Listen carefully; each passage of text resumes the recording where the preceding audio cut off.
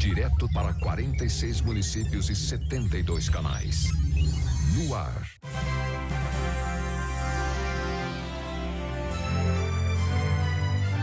Link Vanguarda. Termina na próxima sexta-feira a campanha nacional de vacinação contra a gripe. Já se vacinou? Já me vacinei também, já carimbado, boa. já na carteirinha. Isso mesmo. Aqui na região, alguns grupos de risco ainda não atingiram a meta. Pois é, em Jacareí, 1/4 dos moradores dos grupos de risco ainda não se vacinou. Na última semana de campanha nacional de vacinação contra a gripe, olha só como é que está essa sala de vacina, com movimento bem fraco.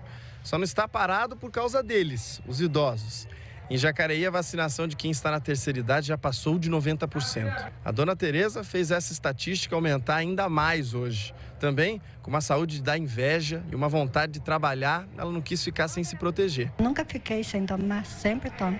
Todo ano eu tomo. A cobertura de vacinação contra a gripe aqui em Jacareí está em torno de 75%. Até então, 3 grupos preocupavam a prefeitura: as gestantes, as pessoas com doenças crônicas e crianças.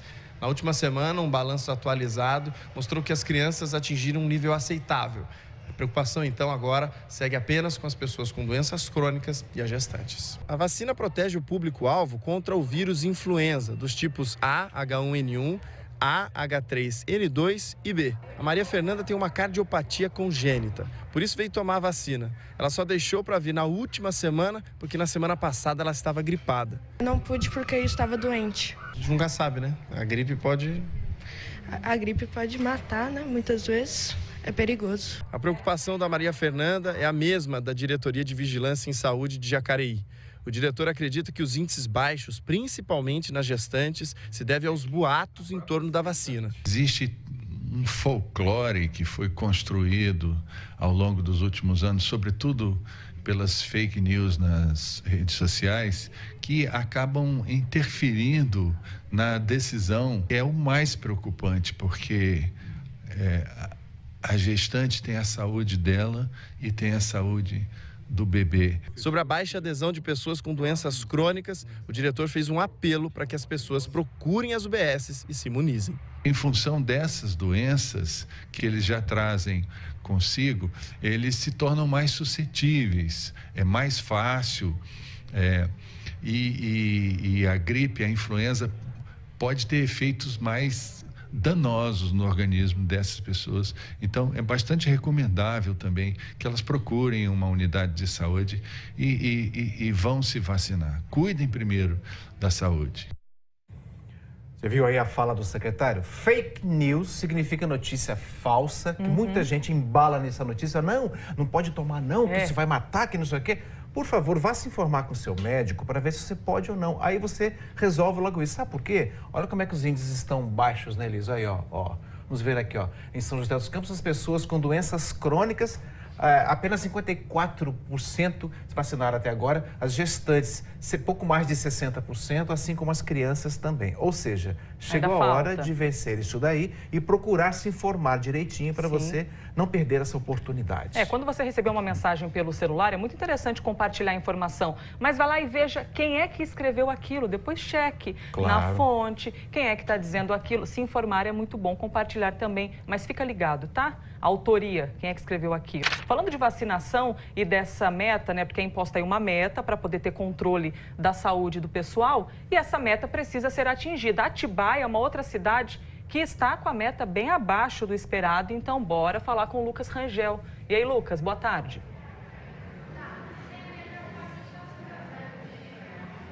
Oi, Elisa, boa tarde para você, boa tarde a todos. Aqui em Atibaia, os idosos estão de parabéns, quase 100% aí, né, de vacinação para esse grupo de risco. A preocupação no momento são as crianças e as gestantes. É por isso que o Eduardo Mariano já está aqui com a gente, diretor de Vigilância em Saúde. Eduardo, há uma preocupação hoje com esse grupo de risco? Boa tarde. Sim, como você falou, né, os idosos atingiu quase 100% da população-alvo. Crianças e gestantes, a gente está na faixa de 75% da meta a ser atingida. Preocupa? Né? Preocupa, porque essa semana é o fim da campanha, né? No dia 31 a campanha se encerra, a gente pode ser que ela continue, né? Não tem nada oficial ainda, né? Mas como a meta não foi atingida em muitos locais do Brasil, pode ser que ela prorrogue. Mas a nossa preocupação é exatamente que a população compareça, né? Com as crianças, as gestantes compareçam nessa semana para que a gente consiga atingir essa meta ainda essa semana. Para as crianças tem um detalhe importante também, que é o reforço da vacina para quem está tomando a primeira vez, né? Explica pra gente isso aí. Isso, a vacina, ela começa para crianças a partir dos 6 meses. Então, dos 6 meses até 5 anos, 11 meses e 29 dias. Para aqueles que estão tomando pela primeira vez, é necessário fazer o reforço 30 dias após a primeira dose. Então agora, um chamamento mesmo aí, né? Um aviso para o pessoal vir aproveitar essa última semana. Tem 16 unidades aqui em Atibaia. Depois pode ser que fique um pouco mais difícil conseguir a vacina. Sim, lembrando que a gripe é uma doença grave, né? Por isso essa campanha, por isso que o Ministério da Saúde preconiza esse grupo, né? Então aproveitar até o final dessa campanha para que todos se vacinem é o mais importante. Certo, muito obrigado, Eduardo, pelas suas informações. Então é isso, alô mamães, tragam seus filhos, grávidas, venham se vacinar, porque é muito importante aí prevenir a gripe. Volto com vocês. Valeu, Lucas. Obrigada. Reforçando que a gente está falando do grupo de risco, né? Então, eles fazem ali, por exemplo, gestantes, crianças, idosos. A gente fala de todo esse pessoal que precisa se vacinar. Aproveite, vai deixar para o último dia, às vezes vai pegar a fila ou até correr o risco de não encontrar. Isso aí. Essa semana, hein? A polícia encontrou mais de 180 quilos de drogas esse fim de semana na região em 3 ocorrências diferentes. No total, 6 pessoas foram presas. A maior apreensão foi na zona leste de São José dos Campos, onde os policiais encontraram mais de 150 quilos de maconha e 2 quilos de cocaína. Um homem de 25 anos foi preso.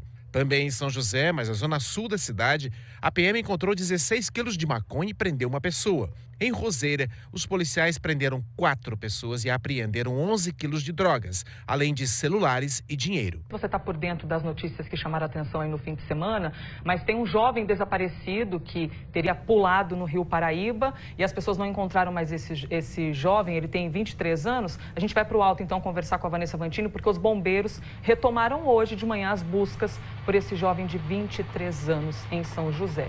Oi, Vanessa.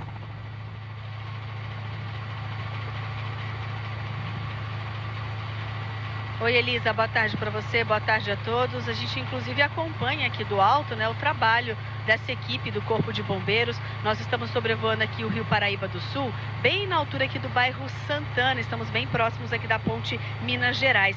O desaparecimento desse jovem foi no fim da tarde de sábado. Ele se chama Adam Thierry Teodoro Vidal, de 23 anos. Ele desapareceu depois de pular no Rio Paraíba, aqui na altura do bairro Vila Machado, também aqui na zona norte de São José. As informações que a gente tem até o momento é que o jovem saiu de casa dizendo que iria encontrar alguns amigos. E esses amigos contaram à mãe dele que o menino pulou no rio com outros garotos e depois não foi mais visto. No domingo, os bombeiros já fizeram buscas aqui pelo Rio Paraíba do Sul, não encontraram. Essas buscas continuam desde cedinho hoje. Deve ter só uma parada agora no horário do almoço e depois elas retomam, viu, Elisa? Obrigada, Vanessa, pelas informações. Nessas horas a gente só fica pensando no sentimento da família, né? Ao imaginar que tem aí um filho, um sobrinho, um neto desaparecido que teria caído no Rio Paraíba e até acompanhar as buscas dos bombeiros. Daqui a pouco a gente volta a conversar com a Vanessa. Agora no Link Vanguarda, hora do meu bairro no Link. Cadê o nosso telão querido aqui do bairro? Olha, eu chamei o telão, já apareceu o André Luiz Rosa aqui, mas tá bom, porque a conversa é com o André mesmo. Vamos para a cidade então? E aí, André, tudo bem? Boa semana, começando mais uma semana juntos aqui no Link. Os Abranches, a gente vai falar agora de um vídeo que a Renata mandou pra gente, reclamando das dificuldades de atravessar a Avenida Padre Fischer, no bairro Parque São Luís, em Taubaté, e também de um terreno bem ao lado de uma creche municipal. Dá uma olhada então no que ela mandou. Esse terreno aqui é bem ao lado da crechinha Santa Isabel, fica no Parque São Luís. Nós temos aqui um terreno baldio, tá? lotado de o mato alto, gatos andando lá dentro. Eles entram na escola, sujando lá a escola, aonde as professoras, as pessoas que trabalham, têm que lavar com água sanitária antes das crianças entrarem. Há 9 anos estamos pedindo sinalização também para entrarmos na crechinha com as crianças, onde o fluxo de carros aqui da Estrada Velha Taubaté-Tremembé é enorme. Nós não conseguimos atravessar com essas crianças. Meu Bairro no Link. A gente recebe as reclamações e cobra uma resposta da Prefeitura. É o que vamos fazer agora com a Laurene Santos, que está no Parque São Luís. Laurene, então, e aí, como é que fica? Oi, André, boa tarde para você e para todo mundo. Olha só, antes da gente dar a resposta, a gente vai mostrar a situação aqui. O vídeo da Renata já dava para ver, né, a questão do terreno, mas olha, aqui do ladinho dá para ver mesmo que o terreno tem bastante mato lá dentro dele e tá todo abandonado. Tem aqui uma parte que tem entulho, o terreno tá realmente abandonado, não tem nenhuma construção ali, só tem construção antiga. E a Renata veio aqui para conversar com a gente sobre isso. Para vocês é uma preocupação, até porque você tem uma filha que estuda na creche que fica bem ao lado, né, Renata? Sim, eu tenho uma filha, ela tem 3 anos, ela estuda aqui e esse terreno está muito tempo abandonado. Então, várias vezes nós já pedimos para limpar e nós queríamos que desse uma solução ou passasse uma máquina aqui, né? E que desse uma solução, porque tem vários usuários de droga que estão entrando ali também e usando as drogas e está muito perigoso. 7 horas da manhã, quando a gente vem, eles estão saindo dali de dentro, fora escorpião, fora dengue, né? E eles acabaram também várias vezes invadindo também a escolinha ali, a creche Santa Isabel. E você até, a gente estava conversando antes, me contou que tem uma outra filha mais velha que já estudou aqui, ou seja, o problema é antigo, né? Sim, há 9 anos atrás. Então, foi há 9 anos atrás nós já pedimos também com relação a esse terreno também e até agora nada foi feito. E uma continuação do terreno aqui é a calçada, né? Tem bastante mato aqui do lado, né? Sim, a calçada nós não conseguimos passar na parte da manhã aqui porque já está bem suja. Já foi pedido também para fazer essa limpeza, faz uns 20, 30 dias que eu pedi. Até agora nós não tivemos resposta e nós não conseguimos passar. Temos que passar pelo meio da rua para chegarmos até a creche. Então tem crianças de 2, tem cadeirantes e não temos fácil acesso para chegar até a crechinha. Seja um problemão, né? A gente cobrou a prefeitura a respeito desse problema e eles deram uma resposta de que o proprietário do terreno, ele vai ser notificado e vai ter 5 dias para fazer a limpeza aqui do terreno. Se isso não acontecer, ele vai ser multado em quase R$2.000. Mas esse não é o único problema não, viu? A gente estava conversando com a Renata, no final aqui da rua, ó, tem a Estrada Velha que liga Taubaté a Tremembé e ali também é difícil, né, Renata? Sim, nós não conseguimos atravessar na parte da manhã, pois o fluxo de carros é muito grande. 7 horas da manhã não conseguimos, porque muitos condomínios estão sendo construídos nesse pedaço e fica muito difícil. Então, isso também já é algo que há 9 anos estamos pedindo e nada até agora. Obrigada, Renata, pela sua participação. A gente vai conversar com o secretário Luiz Guilherme, que é da Mobilidade Urbana.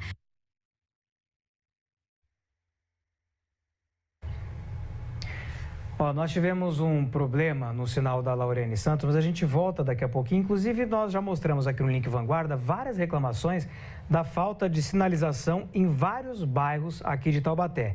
Então, eu levanto essa questão agora para a hora que nós retomarmos o sinal com a Laurene para falar dessa questão do do Parque São Luís e de outros lugares de Taubaté que faltam faixas de pedestre. Os moradores reclamam que não conseguem atravessar. Se tem a faixa, o motorista não respeita. Às vezes não tem espaço. Então, assim, uma situação bastante complicada que a gente volta daqui a pouquinho aqui no Link Vanguarda. No começo do jornal, a gente estava falando com a Laurene Santos das dificuldades dos moradores de atravessar a Avenida Padre Fischer, a Estrada Velha, entre Taubaté e Tremembé. Vamos voltar a falar com ela agora, que o nosso sinal tinha caído. Laurene, e aí? Você estava indo para a resposta da prefeitura, então diga o que a prefeitura tem a dizer sobre esse problema. Vamos lá, André, agora sim, né? A gente vai ouvir a resposta do secretário Luiz Guilherme, que é da Mobilidade Urbana, que agora vai dar essa resposta pra gente. Luiz Guilherme, então dá para colocar a faixa de pedestre para o pessoal fazer a travessia lá na avenida? Sim, vamos fazer as demarcações das faixas de pedestre, também a identificação dos pontos de parada e aí vamos avaliar a possível colocação de um semáforo com botoeira e possivelmente a altura nesse local também para dar mais conforto ao usuário do sistema de transporte público.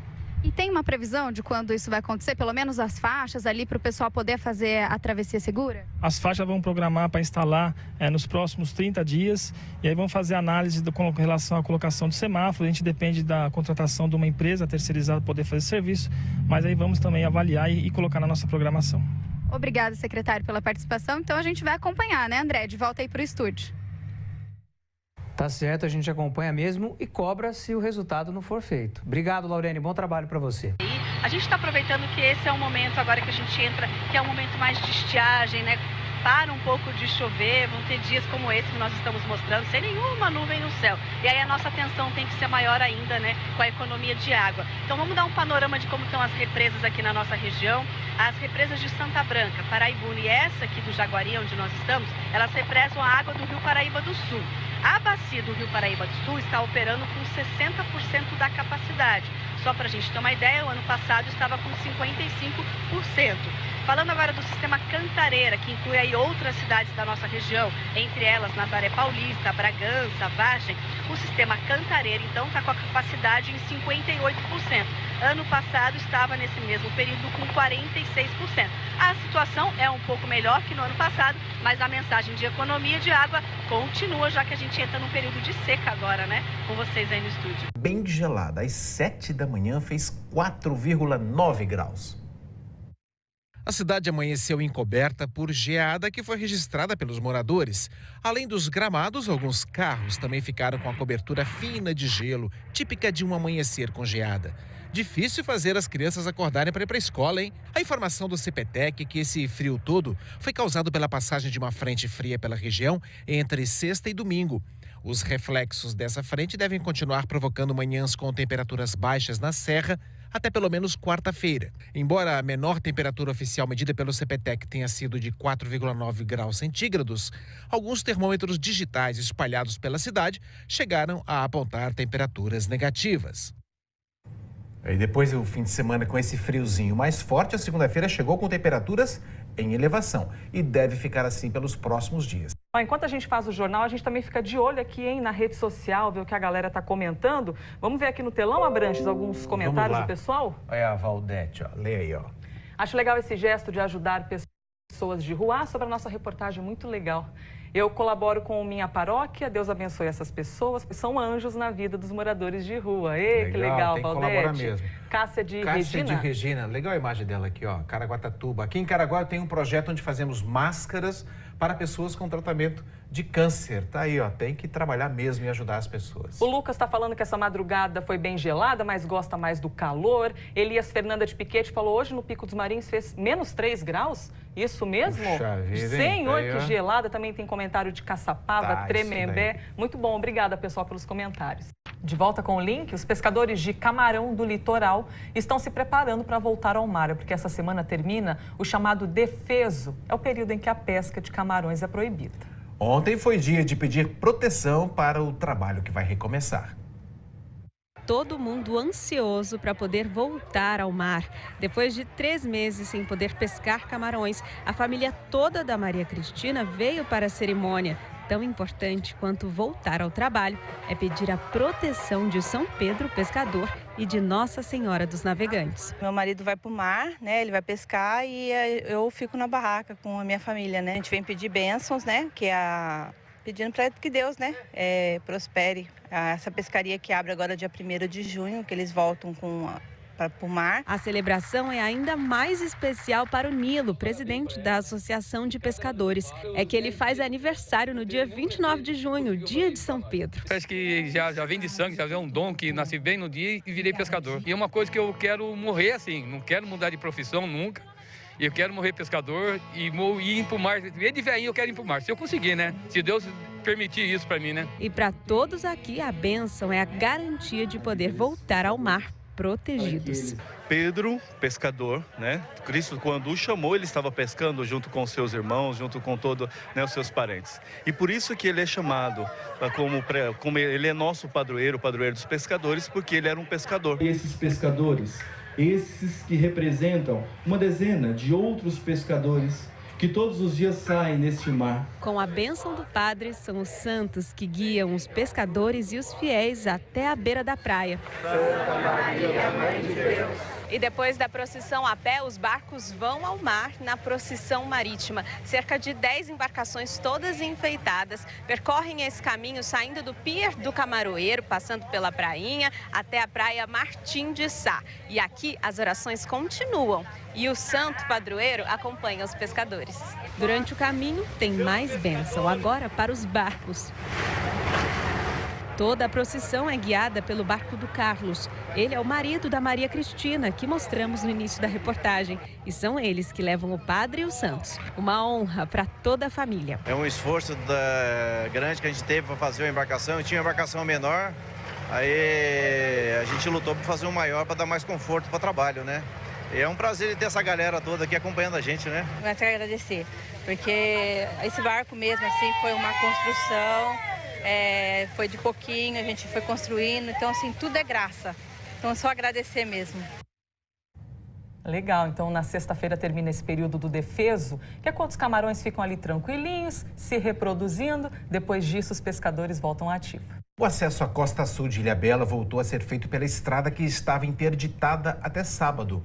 A prefeitura informou que conseguiu liberar a via em meia pista. A liberação total ainda não tem data. A estrada ficou completamente interditada depois de alguns deslizamentos de terra. A costa sul da ilha ficou isolada e o acesso era feito só pelo mar. Na Rio Santos também continua a interdição parcial. O tráfego está fluindo pelo sistema Pare e Siga, mas agora durante todo o dia e não mais em períodos determinados. Pela sexta vez consecutiva, o Taubaté conquistou o título de melhor time pan-americano de handebol. Com a vitória nesse fim de semana, a equipe garantiu a participação no Mundial de Clubes, que vai ser disputado lá no Catar. Esse tom dourado aí estava combinando melhor com o amarelo do Taubaté. O ataque foi atropelando e a defesa segurando o adversário. Mike virou um monstro para os argentinos do Unlo, defendeu 2 tiros diretos. E esse lance resume como o Taubaté estava passando por cima do adversário, com muita categoria. Abriu 4 gols de vantagem, mas os argentinos foram resistentes e deixaram o jogo pegado. Em alguns momentos pegado até demais, a ponto dos rivais se estranharem, se agarrarem. Mas ninguém agarrou como ele, Mike. Pega essa, defendeu, pegou a bola e fez o dele também. Goleiro fazer gol, né? Maravilha, né? Graças a Deus tem alguns gols já na carreira, mas quando acontece um gol, né? A gente comemora como se fosse o primeiro. Só que quando o Taubaté bateu na trave, o time do Unlo foi ficando na cola. Nessa jogada, os nervos foram colocados para fora. E o Valadão foi expulso porque a arbitragem entendeu que ele agrediu o jogador argentino. Fica dentro da quadra, para quem não sabe, até minha namorada é argentina, então eu sempre falo mal de argentino, brincando para um lado e para o outro, mas meu coração está dividido, metade brasileiro, metade argentino. Mas os donos da casa foram maiores na finalização. E com o Mike pegando aqui, ali, o resultado foi esse. 27-21 para o Taubaté. O título sul-centro-americano de clubes, antigo pan-americano, é mais um para a coleção do Taubaté, que é ex-campeão e vai disputar agora o Mundial. Tem Paulista ainda, né? Tem 2 dias de folga, daí depois a gente pensa, vamos planejar de novo, a gente planeja campeonato a campeonato. E esse estava planejado, vamos pro próximo. Vamos trabalhar para chegar no Mundial voando e fazer igual a gente conseguiu fazer aqui em Taubaté. E ó, o Catar é longe, hein? 14 horas de voo. O Mundial de Clubes vai ser no mês de agosto. Moradores de rua de São José dos Campos receberam a ajuda de voluntários do projeto Banho é Vida. Uma oportunidade para retomar a autoestima. Um trato no visual e um sorrisão. Se sentir cuidado é bom, não é? Bem legal. Aqui chega uma coisa e sai outra. Parece que dá mais... Será? Fica mais limpo. E os cuidados por aqui vão muito além. Um domingo por mês, alguns grupos de voluntários se reúnem na Praça da Matriz de São José e oferecem um banho para moradores de rua. E esse banho vem carregado de bons sentimentos. A gente espera que ao longo desse projeto, né, a gente vem trazendo um pouco de amor para essas pessoas, a gente consiga, mesmo que uma vez ao mês, 2 vezes ao mês, a gente tentar resgatar essas pessoas para ter um pouco de dignidade, procurar suas famílias, sair da rua. É isso que nós procuramos, né? Para quem vive em situação de rua, o gesto tem um significado importante. As pessoas passam por uma triagem, recebem roupas novas, kits de higiene, toalha novinha. E o que acontece na praça atinge o coração, sabe? Eu tenho certeza que tem a mão de Deus, porque é para a honra e glória do nome dele também, entendeu? E é um trabalho de solidariedade, né? É ajuda ao próximo. O José parecia uma criança, dessas que se divertem com o banho. A pessoa tem que se cuidar, né? Tem que manter sua higiene, porque não deixou de ser humano porque tá morando na rua. Deu para perceber que a partir de um projeto, muitos outros acabam se integrando. São pessoas que acabam formando uma rede do bem. E olha só que interessante, se você quiser ajudar, esses kits aqui, todos os moradores de rua recebem antes do banho. Alguns deles, inclusive, são extremamente importantes. Desodorante, pasta de dente, escova, toalha. São doações que você pode fazer, que são chamadas de mini gentilezas. O Vinícius é um dos responsáveis pela triagem e montagem dos kits de higiene distribuídos por aqui. Aquelas gentilezas que não utilizam no hotel podem vir para cada um desses pontos de coleta, ou então as gentilezas grandes também que a gente tem em casa, pasta de dente, escova de dentes, sabonete, shampoo, isso tudo vira as mini gentilezas para que a gente possa atender as pessoas em situação de rua. O Carlos não esconde o porquê de estar na rua, mas ao mesmo tempo sabe que precisa de ajuda. Eu tive que vir para cá hoje porque eu estava sem roupa, né? Aqui eu consegui roupa de novo. Isso para mim é um motivo de alegria, porque amanhã eu tenho que ir atrás de um trabalho. A gente precisa trabalhar, dignidade, né? Se sustentar. Essa é a minha busca hoje. É isso daí, a gente sabe que quanta coisa ruim a gente noticia num telejornal, mas coisa boa noticiada também contagia. Então, que você se sinta tocado e faça a sua parte nesse grande conjunto do trabalho da solidariedade. Pois é, se você tiver se sentindo inspirado aí a doar, a ajudar, você pode doar produtos de higiene, até aqueles shampoos e sabonetes que a gente pega do hotel, põe na bolsa e traz embora, você pode fazer essa doação. Vá ao G1 da Vanguarda, que tem todos os endereços onde você pode deixar essas doações. Agora a gente vai conversar ao vivo com o Pedro Melo, que está aqui em São José dos Campos, porque começou hoje na cidade a Semana de Conciliação Trabalhista. É um momento de deixar os problemas às claras ou tentar colocá-los ali às claras. Tudo bem, Pedro? Oi, Elisa, boa tarde, tudo bem? Chegar num acordo, né? Inclusive, essa semana é a Semana Nacional de Conciliação Trabalhista. Vamos conversar com a doutora Daniele, que é a juíza coordenadora aqui desse mutirão que acontece ao longo da semana. São diversas audiências de conciliação, 313. Já teve acordo saindo hoje aqui, né? Sim, hoje nós começamos com já 15 acordos. Nós tivemos agora pela manhã por volta de 25 audiências e à tarde hoje mais 25. É importante a gente explicar que tudo isso aqui já foi marcado e grande maioria das vezes, quando as pessoas vêm para cá, se chegar no acordo, acaba agradando ambas as partes. Sim, ninguém é obrigado a fazer o acordo, mas o acordo diminui o tempo do processo, né? Então a gente consegue, um processo que demoraria um tempo maior, reduzir esse prazo e as partes ficam felizes fazendo este acordo.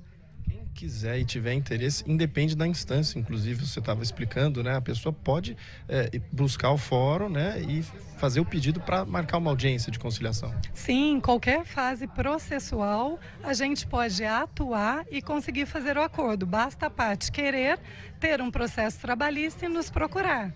Interessante que vocês aqui, os mediadores, já estudam esse processo antes, já ficam conhecendo toda a movimentação, né, para poder tentar apresentar para ambas as partes aquilo que precisa para poder chegar num acordo. Sim, meus mediadores treinados pelo tribunal e por mim, eles estão aptos a realizar essas audiências sobre a minha supervisão. Eles leem o processo, estudam antes e, quando as partes chegam, a gente deixa as partes conversarem, né? E a gente tenta aproximá-los para ter um acordo razoável. Certo, olha, obrigado pela sua entrevista. Que mais acordos sejam feitos até o fim dessa semana. Só nesse ano em São José dos Campos já foram 3.200 processos trabalhistas que foram movidos nas 5 varas de trabalho aqui em São José dos Campos. A gente volta aí com vocês. Obrigada, Pedro. Quem vive essa situação de processo trabalhista sabe que quanto antes conseguir resolver, melhor, né? É isso aí. A negociação tem que ser bem feita. É. Né? Um dos maiores aviões do mundo está no aeroporto de São José dos Campos para transportar o satélite Cibers 4A. A repórter Vanessa Vantini está sobrevoando o aeroporto. Vanessa, é muito grande esse avião, né?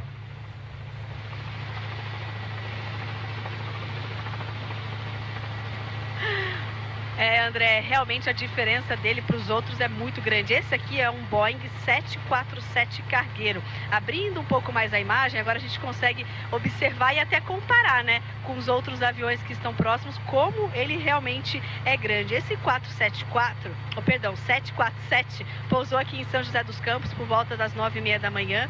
Vai ficar até o fim do dia para carregar o satélite, esse que você disse, né, o Cibers 4A. Esse satélite ele foi desenvolvido aqui no INPE, em São José, em parceria com os chineses. Ele vai ser usado para monitorar, por exemplo, o desmatamento da Amazônia. O satélite ele foi parcialmente desmontado para ser colocado aí no Boeing.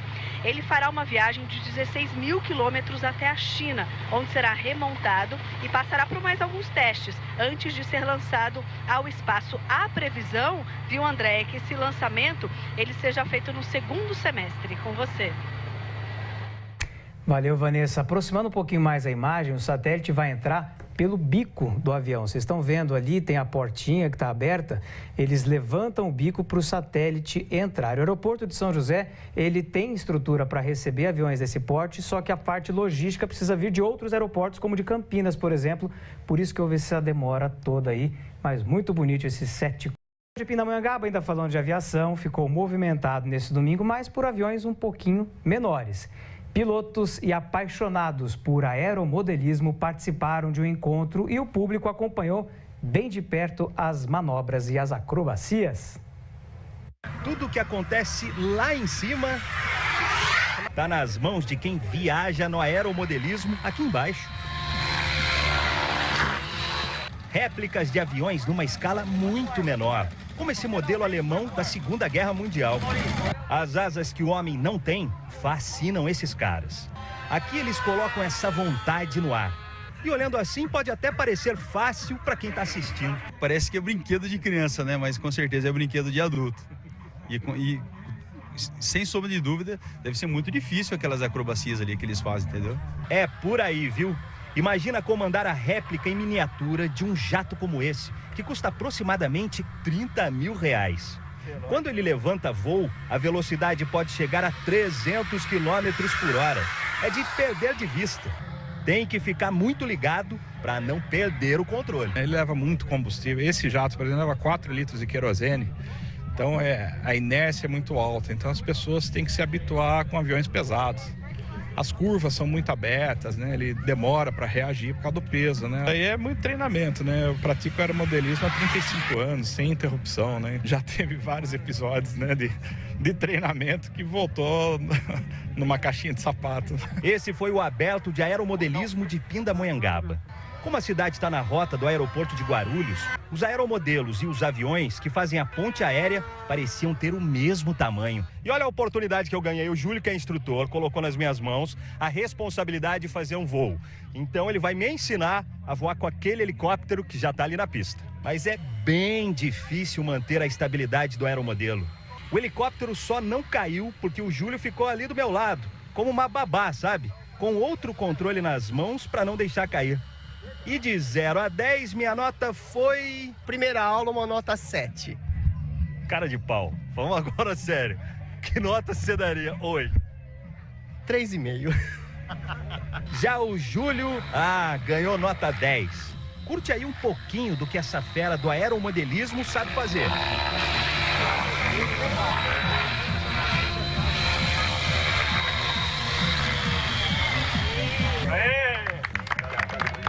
A Mirella ficou admirada vendo esse espetáculo. Mas se fosse para ela pilotar um desses... Se eu pegasse o controle, ele cairia na minha cabeça. É muito difícil. Bruno Pellegrini, como piloto, você é um excelente repórter, viu? Essa pista de aeromodelismo fica dentro do Aeroclube de Pindamonhangaba. Falando de esporte, notícia boa, hein? A skatista joseense Pamela Rosa venceu a etapa de Londres da Liga Mundial de Street. Street é uma modalidade de skate. Essa competição é a primeira que conta pontos para a Olimpíada de Tóquio, onde o skate vai ser modalidade pela primeira vez. Já pensou ter a Pamela na competição? Ela já garantiu a vitória nas primeiras manobras, viu? Até que vieram alguns errinhos ali, mas não fizeram diferença. Ela somou 26,3 pontos e venceu por 1/10 apenas a australiana Hayley Wilson, que eu espero ter dito direitinho o nome dela, Hayley Wilson. Parabéns, Pamela Rosa. O domingo foi dia de manifestações em apoio ao governo. Em São José dos Campos, os manifestantes se reuniram em frente ao Parque Vicentina Aranha. A concentração começou por volta das 2 da tarde. A maioria dos manifestantes vestia roupas amarelas e carregava bandeiras do Brasil em apoio ao governo de Jair Bolsonaro. Com cartazes